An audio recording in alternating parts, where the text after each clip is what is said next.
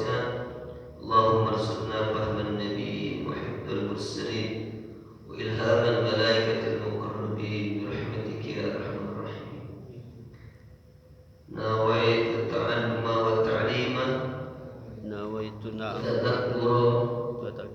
tadhkira wal ifadata wal istifadata wal nafa wal intifa'a wal hassa ala tamassuki bi sunnati kitabillah wa sunnati rasulillah sallallahu alaihi wasallam wa dalla ala khair ibtigha'a wajhillah wa sahbihi wa qurbihi bi rahmatika ya arhamar rahimin.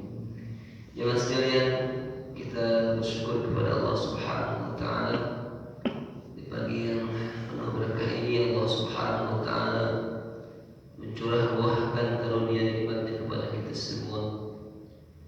Walladzi ruddu ruha ila jasadina, dialah zat yang telah mengembalikan roh kita kepada jasad kita setelah kematian sementara kita.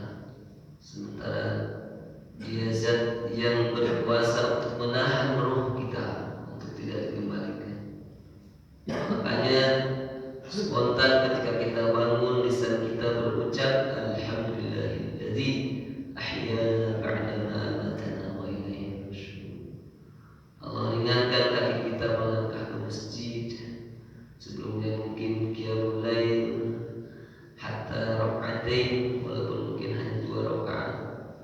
Kemudian dilengkapi istighfar, karena istighfar di pagi hari ketika waktu sahur itu ada sebagian amaliyah ibadah yang akan menahan azab Allah Subhanahu wa taala. Wa ma kana yu'adzibahum wa anta bihim wa ma kana mu'adzibahum wa hum yastaghfirun. Istighfar itu ternyata selain mengundang, mempermudah, melancarkan dan meluaskan rezeki kita, bahkan istighfar itu adalah amalan-amalan untuk mendapatkan ultimate rezeki dengan istighfar. Banyak fadilah-fadilah istighfar. Salah satunya adalah melapangkan, memudahkan kita akan rezeki. Dalam konteks umum ya Pak, rezeki itu bukan hanya duit saja, bukan hanya jabatan saja, tapi rezeki secara artian yang luas. Pun juga istighfar itu ternyata menahan azab yang Allah turunkan. Alhamdulillah, ini semua dari karunia Allah Subhanahu wa taala. Dan kemudian Allah mudahkan melangkahkan kaki ke masjid. Sempat qabliyah subuh 2 rakaat. Maklum dan maklum kita semua, rakaat al-fajr khairun minad dunya wa ma fiha. 2 rakaat fajar yang dimaksud adalah qabliyah subuh itu lebih bagus, lebih baik daripada dunia dan segala isi. Maka sesungguhnya kalau dilihat dari kacamata iman, orang yang dawam sholat subuh berjamaah kemudian diawali dengan sholat fajar itu sungguh kaya di sisi Allah Subhanahu wa taala. Maka ya, selain ekspresi kesyukuran kita ketika mendapatkan amwal, rezeki berupa harta yang begitu sumringah ketika kita mendapatkannya, betul ya Pak? Orang ngasih uang tahu-tahu 1 juta, wah, ekspresi kegembiraan terpancar seketika. Ya. Sesungguhnya harus lebih ekspresif lagi menggambarkan kesyukuran kepada Allah Subhanahu wa taala ketika kita bisa melaksanakan perintah apa-apa yang diperintahkan Allah Subhanahu wa taala, yang wajibnya ataupun yang sunnah. Rakaat al-fajr khairun minad dunya wa ma fiha. Apa yang bisa mengalahkannya? Ya, hakikatnya kita ini orang-orang yang dikayakan oleh Allah Subhanahu wa taala. Faqulil hamdulillah. Maka setidaknya kita bersyukur kepada Allah Subhanahu wa taala. Masya Allah ya. Lanjut dengan salat subuh berjamaah. Ya, sesiapa yang salat subuh berjamaah, maka dia sudah mendapatkan keutamaan salat semalaman. Begitu ya dalam hukum hadis. Dan kemudian lanjut dengan mengisi antara as-sa'ah baina as-subhi wal isyraq, diisi dengan kegiatan yang baik, zikir, tidak berkata-kata dunia pada saat itu di masjid, maka dia mendapat. Kemudian dari sholat 2 rakaat sholatul isyraq, dia mendapatkan keutamaan haji dan umrah, kata Nabi, tamatan sempurna, tamatan sempurna, tamatan sempurna. Subhanallah. Ya, alhamdulillah. Itu jemaah sekalian, mari lanjutkan kita niat mencari ilmunya, niat tolak ilmunya. Ya, karena tolak ilmunya adalah kewajiban kita. Melanjutkan kajian kita Tadbihul Qaul kemarin itu, Lubabul Hadis Tadbihul Qaul, kita masih di bab ilmu, Pak. Ya, sebentar lagi kita masuk ke bab Fadilatul La ilaha illallah. Sedikit ada 2 penjelasan tentang ilmu. Ya, kalau kemarin bagaimana keutamaan mencari ilmu, bagaimana mempelajari bab demi bab ilmu ini. Ada satu hadis Nabi Sallallahu Alaihi Wasallam yang ini merupakan early warning untuk sesiapa yang berilmu tetapi tidak mengamalkan. Mudah-mudahan menjadi peringatan buat kita semua, terutama buat saya, buat para asatidz gitu ya.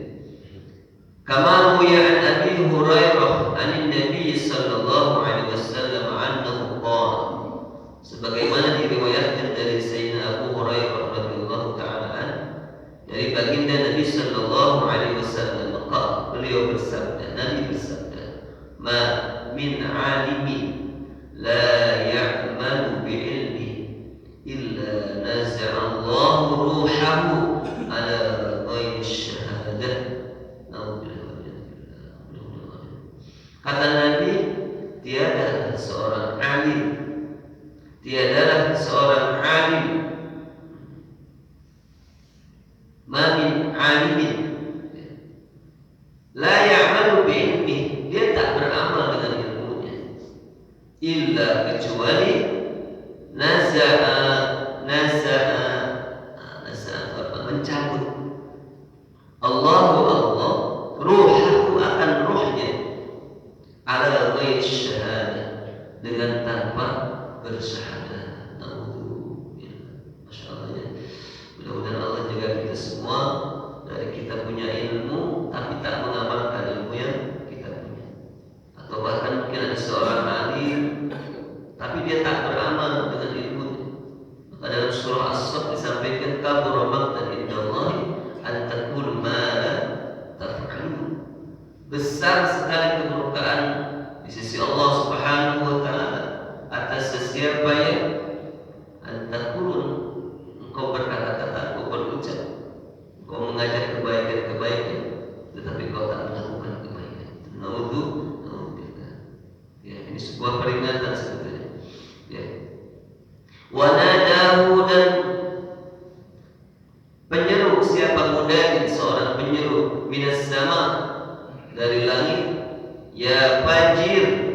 Nah, sebutannya orang yang berilmu tak mengamalkan ilmunya ini disebutnya ya fajir, wahai manusia durjana, fajir. Ya. Khasiratud dunya wal akhirah, khasiratud dunya wal akhirah, rugilah engkau di dunia dan di akhirat. Naudzubillah. Ya mas sekalian, ini sebuah peringatan seperti buat kita semua, terutama bagi yang bicara, yang ngomong saat ini. Masya Allah, mudah-mudahan kita tidaklah menyeru sebuah kebaikan kecuali kita yang sudah memulai melakukan kegiatan atau kebaikan itu. Ya, ibda binafsik atau ibda binafsi, memulai dengan diri kita masing-masing. Ya. Masya Allah. Wa an Umar bin Khattab, dari sahabat Umar bin Khattab radhiyallahu anhu, dari riwayat Imam Ibnu Khattab, sahabat Umar bin Khattab juga disampaikan, kata baginda Umar bin Khattab, beliau berkata, sami'tu, aku mendengar, Rasulullah sallallahu alaihi wasallam bersabda. Rasulullah bersabda, yaqul innal alima, sesungguhnya apabila seorang alim idza lam ya'mal, tidak mengamalkan bi ilmihi, dengan ilmunya, la'anahu, maka akan melaknatinya al ilmu tersebut min jawbihi, dari dalam tubuh. Ini baru koman. Wa ya'anu, dan kemudian pun melaknat lagi. Siapa yang melaknat lagi, atau apa yang melaknat lagi kepada dia, kepada seorang alim yang tak mengamalkan ilmunya? Allah. Kullu syai', setiap sesuatu, tala'at, yang terbit, alaihi, atas sesuatu itu, asyams, ya, matahari. Jadi setiap yang tersinari matahari pun melaknat dia. Wa taktubul khafad wa taktubul hafad. Kemudian malaikat hafad itu malaikat pencatat amal. Wa taktubu, dan mencatat al hafadatu, malaikat hafadah, kulla yaumin, setiap hari, yaitu khatman ala sahifati, dalam lembaran amal-amalnya dia. Hada abdun aisun min rahmatillah. Hada abdun aisun min rahmatillah. Ini adalah hamba yang jauh dari rahmat Allah. Ya Abdullah, kemudian diseru, wahai hamba Allah, ya budayyi huquqi sayyidi, wahai orang yang menyia-nyiakan hak tuannya, ya man la ya'mal bi ilmi, wahai orang yang tak beramal dengan ilmunya, alaika, atasmu laknatullah, laknat Allah. Fa idza mata, maka ketika dia mati, nazza Allah mencabut ruhahu, atas ruhnya, ala ghairi syahadah, atas tidak mendapatkan pertolongan mengucapkan syahadat. Wa yahrumu, dan haram al-mautu, mautnya dia, ala iman, atas iman. Itu jamaah sekalian. Jadi kita mesti memang betul-betul berikhtiar, berusaha, terutama kepada yang punya predikat alim, ya, untuk senantiasa menjaga keilmuannya dan mengamalkan keilmuannya. Satu lagi jemaah sekalian, hadis tentang ilmu yang berkaitan dengan ilmu. Wa qala Nabi sallallahu alaihi wasallam, Nabi bersabda, man zara aliman, barang siapa yang berziarah kepada orang alim, faka'anna zarani, katanya, maka sesungguhnya dia ziarah kepada barang siapa yang mengunjungi orang alim, maka seakan-akan dia mengunjungiku. Jadi keutamaan kita berziarah kepada orang alim. Dari Sya'ban ini, ya, memang para ulama, para habaib itu mencontohkan untuk senantiasa berkunjung kepada guru-guru kita. Salah satunya di bulan Sya'ban itu. Ya. Nah, kita memang salah satu kelemahan kita ini, ya, terutama yang bangsawan, ya, bangsa karyawan maksudnya. Masya Allah, jarang sekali kita berziarah kepada alim ulama, guru-guru, gitu. Baik yang masih ada ataupun yang sudah wafat, berziarah ke makbarah, ke kuburan. Ya, kita akan bicara semua, termasuk saya, Pak. Ini yang juga pelik, ada kelemahan kita jarang berziarah kepada alim. Kami juga punya guru, termasuk gurunya Pak Qasim juga. Ya, Pak Qasim di Ciawi itu punya guru, ya, guru Fathul Mu'in dulu. Ya. Sampai sekarang belum dikasih keterangan Pak Qasim.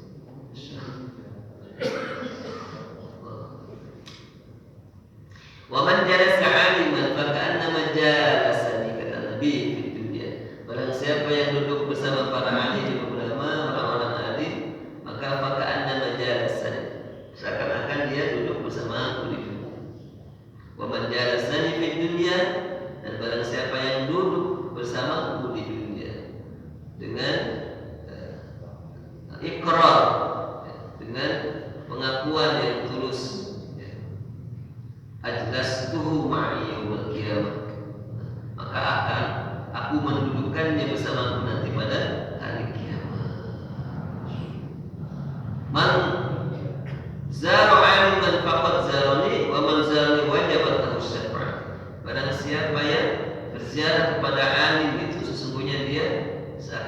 ziarah dengan, dan barang siapa yang ziarah atau menemuiku dengan dasar mahabbah, maka wajibat lahu jannah, wajib atas dia mendapatkan masuk ke dalam, wajibat lahu syafaat, wajib bagi dia mendapatkan syafaat. Wa kana lahu bi kulli khutbah ajru syahid, dan adalah baginya untuk setiap langkah menuju dengan niat ziarah kepada orang alim itu, maka setiap langkahnya diberi pahala syahid di sisi Allah Subhanahu wa taala. Besar sekali pahala. Itu jamaah sekalian ya, terkait keutamaan ilmu. Dan hadis terakhir tentang bab ilmu ini adalah riwayat dari Ali bin Abi Thalib, wa an Ali bin Abi Thalib annahu qala Rasulullah sallallahu alaihi wasallam. Dari putra Ali bin Abi Thalib, Rasul bersabda, man zara aliman, barang siapa yang berziarah kepada orang alim, ayat fi qabri, ya, yakni ke kuburannya, berarti sudah meninggal, sudah wafat orang alim tersebut. Summa qara'a indahu ayat min kitabillah, kemudian dia membaca ayat-ayat dari Al-Qur'an, dari kitab Allah. A'tallahu ta'ala bi anna khutwat, Allah memberikan pahala kepada dia ya, untuk hitungan bi'adadi khutwati usuran fil jannah, dari setiap huruf yang dia baca dari Al-Quran Karim itu, Allah akan jadikan sebuah bangunan di dalam surga. Masya Allah. Wa kana lahu bi kulli harfin qara'ahu ala qabri qasr fil jannah min dhahabin. Jadi dibuatkan dari setiap huruf Quran yang dia baca dengan cinta, dengan penuh mahabbah dan penuh keikhlasan, bangunan ya, setiap hurufnya dari menjadi bangunan di surga dari bahan dasarnya emas. Kada fi Riyadhus Shalihin, hadis ini kutip dari kitab Riyadhus Shalihin. Khalas jemaah sekalian, ini tentang keutamaan ilmu.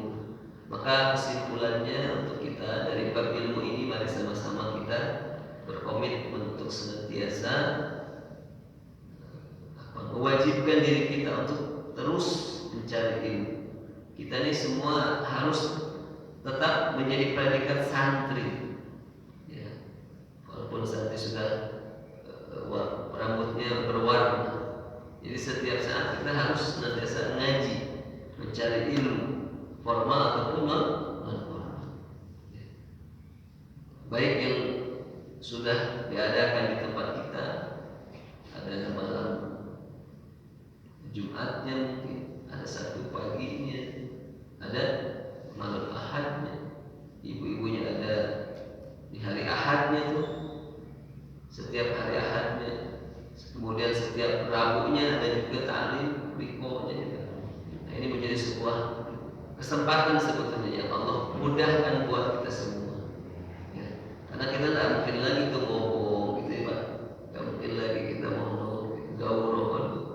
Nah, Allah mudahkan dengan infrastruktur sarana yang sudah kita siapkan.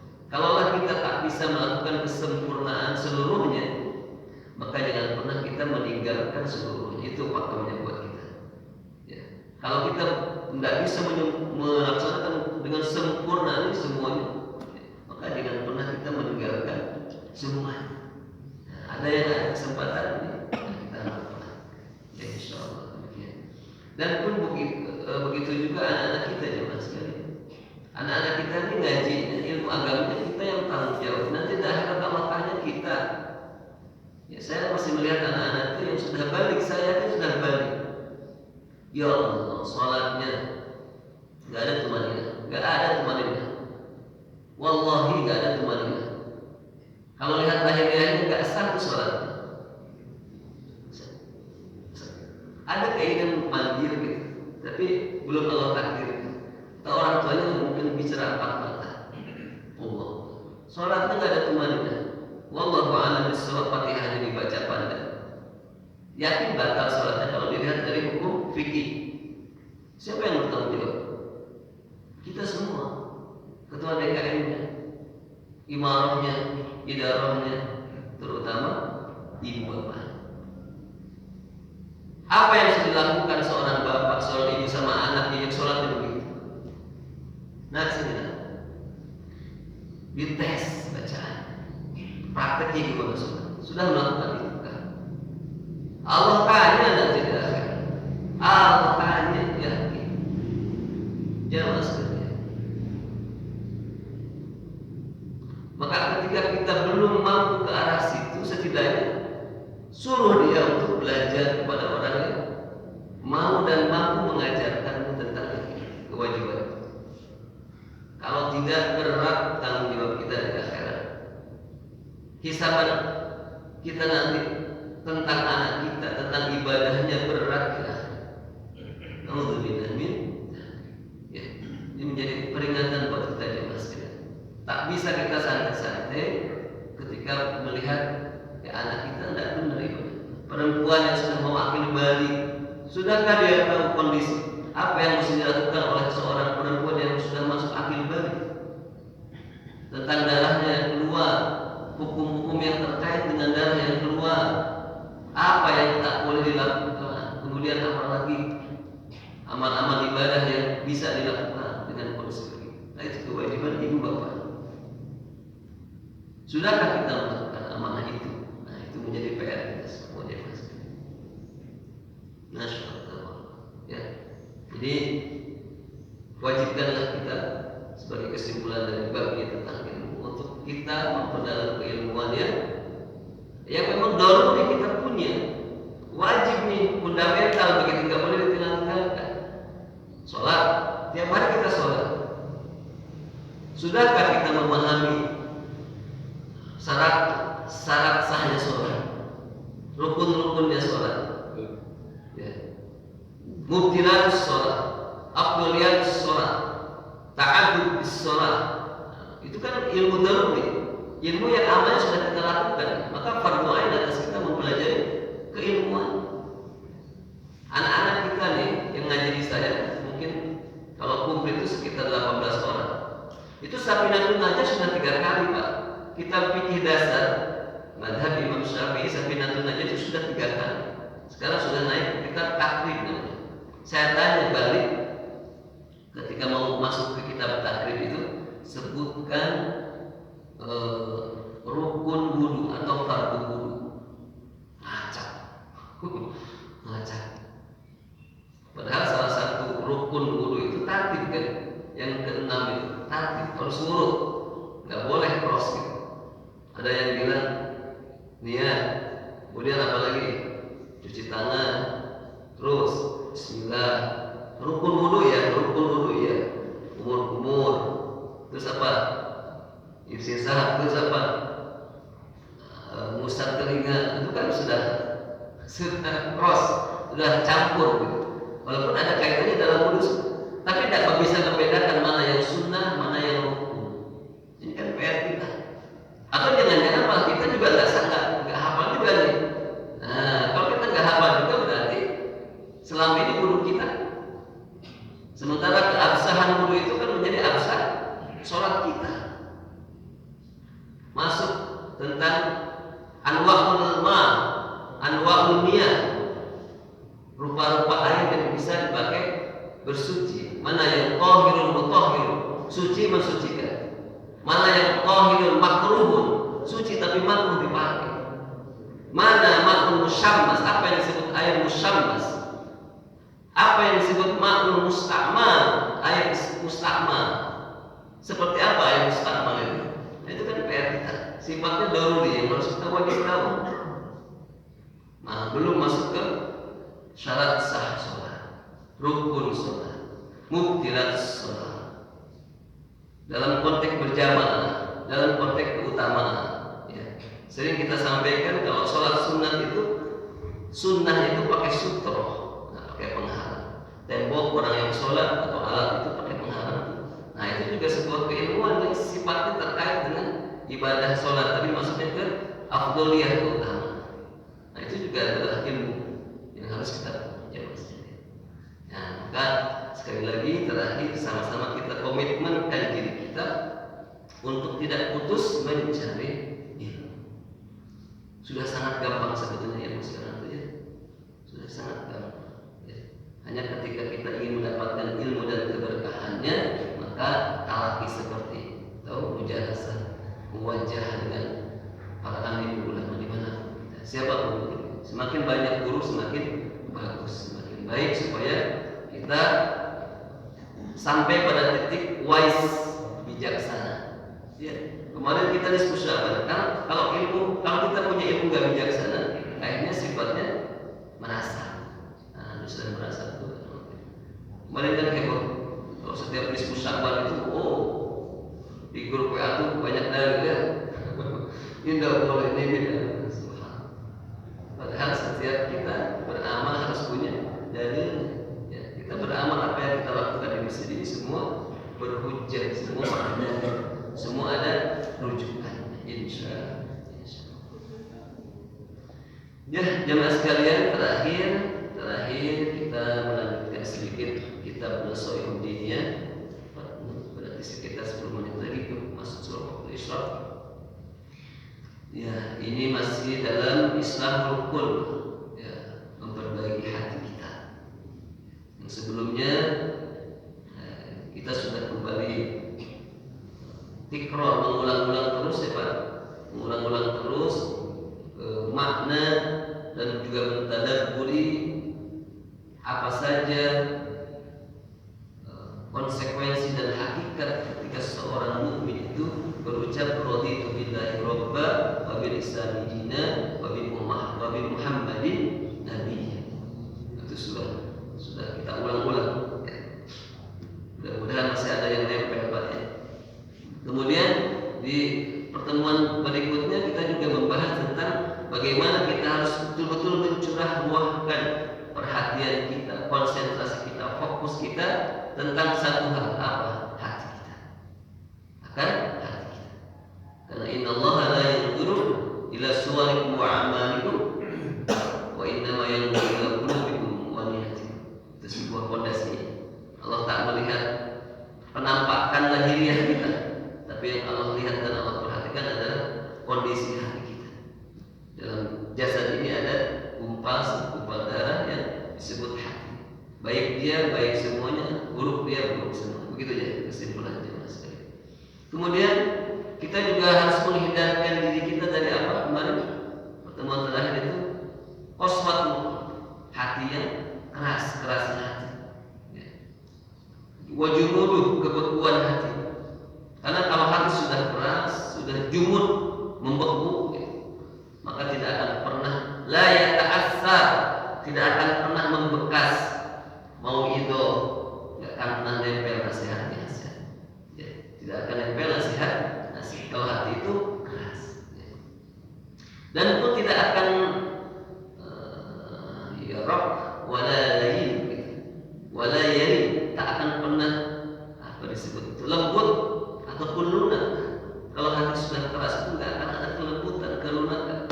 Ketika pun indah zikratul maut wal wa'd, ketika pun disampaikan bagaimana dahsyatnya kematian dan bagaimana ancaman-ancaman dari ahwalul akhir, kehidupan akhir, santai saja, lurus saja, gitu, nggak ada pengaruh. Ketika pun disebutkan bagaimana dahsyatnya sakaratul maut, bagaimana dahsyatnya di alam barzakh, bagaimana nanti di alam kuburan itu ada namanya makhluk yang Allah ciptakan sejarah akara, sebuah binatang ular yang sangat besar. Bagaimana taringnya itu panjangnya sekitar 80 meter. Nah, itu akan diberikan ancaman itu dengan sejarah akara kepada orang yang meninggalkan sholat dengan sengaja. Dahsyatnya dahsyat. Yang sejarah akara itu punya buntutnya itu seperti bor gitu. Nah, dia akan menyiksa, masuk si buntutnya itu, masuk ke duburnya orang yang meninggalkan sholat dengan sengaja, kemudian keluar dari mulutnya, diangkat ke makhluk manusia yang meninggalkan sholat dengan sengaja, kemudian dibantingkan. Sebab begitu, makhluk hadisnya benar-benar begitu. Bayangkan mas, bayangkan. siksaan itu diberikan kepada anak kita yang meninggalkan sholat dengan sengaja. Nauzubillah. Nauzubillah min. Ya. Begitu jemaah. Enggak akan pernah menempel, membekas. Ketika hati sudah keras, ketika hati sudah beku, peringatkan tentang maut, tentang ancaman-ancaman kehidupan. Karena ab'adul asya' min Allah Ta'ala al-qalbul qasi, kata Nabi. Ya.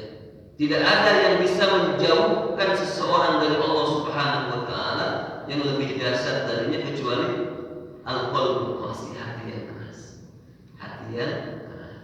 Maka salah satu terapi supaya hati kita lembut itu adalah ala bizikrillah tatmainnul. Salah satunya dengan zikir kepada Allah Subhanahu wa Ta'ala. Biqauli la ilaha illallah. Minas syaqa arba'. Ini juga kemarin sudah. Kecelakaan itu ada 4. Kelompok manusia yang mendapatkan kecelakaan itu 4. Yang pertama adalah qaswatul qalb, orang yang punya hati keras. Kemudian wajumudul ain, seseorang yang tak pernah. Jumudul ain itu apa namanya? Bekunya mata nih, ya, gak pernah bisa menangis. Karena gambaran mata itu kan dari sini. Ya, ketika hati lunak mendengar peringatan itu langsung. Ketika hati ini lunak ingat dosa yang dulu, sejak akhir balik sampai saat ini begitu banyak dosa yang dilakukan di bawah pohon cemara, di bawah pohon jambu dan majinya, macam-macamnya gitu, minuman nauzubillah, tinggal sholat. Ingat tuh, bangun tengah malam karena hatinya lunak menetes air mata. Ya Allah. Ya. Kemudian wal hirsun itu tamak, ya, tamak. Ya, Masya Allah. Tamak ini Allah sudah mulai buka ya Pak ya. Kemarin kepolisian, sekarang Departemen Keuangan Allah buka satu. Ya. Jadi sebuah introspeksi nasional harus. Kenapa itu semua terjadi? Dari ketamakan. Ya. Maka kita boleh itu menjadi orang the have. Ada orang the have, ada orang the rich. The have ini orang yang berpunya tapi tak melihat dari arah mana, caranya bagaimana, pokoknya punya aja. Ya. Halal haramnya ditabrak. Beda dengan orang the rich, orang berpunya tapi hasil banting tulang usaha dia sendiri dengan kejujuran. Kita pilih mana? Nah, kita harus pilihnya the rich katanya. Orang yang berpunya tapi dengan jalan yang maslahat yang benar. Watul amal, dan kecelakaan yang keempat itu adalah orang yang panjang angan-angannya. Sehingga panjang angan-angan lupa yang didapat saat ini, lupa yang dia dapatkan saat ini, lupa syukur pada akhirnya lupa syukur. Padahal konsekuensi dari kalimat raditu billahi rabba, aku ridho Allah sebagai Tuhanku, salah satunya adalah ayatna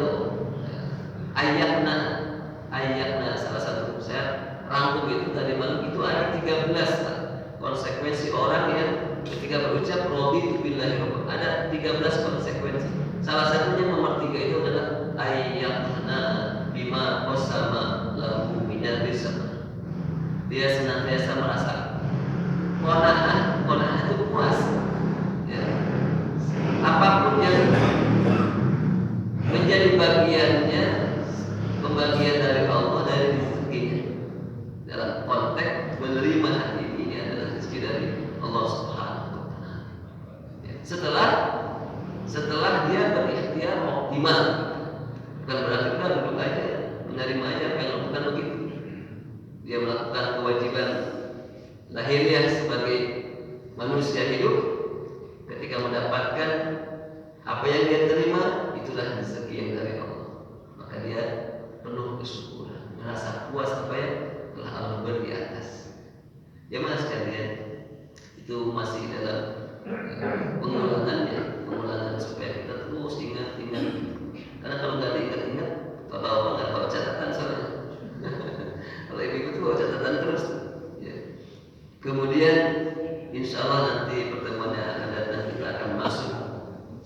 wa minal ghaflah.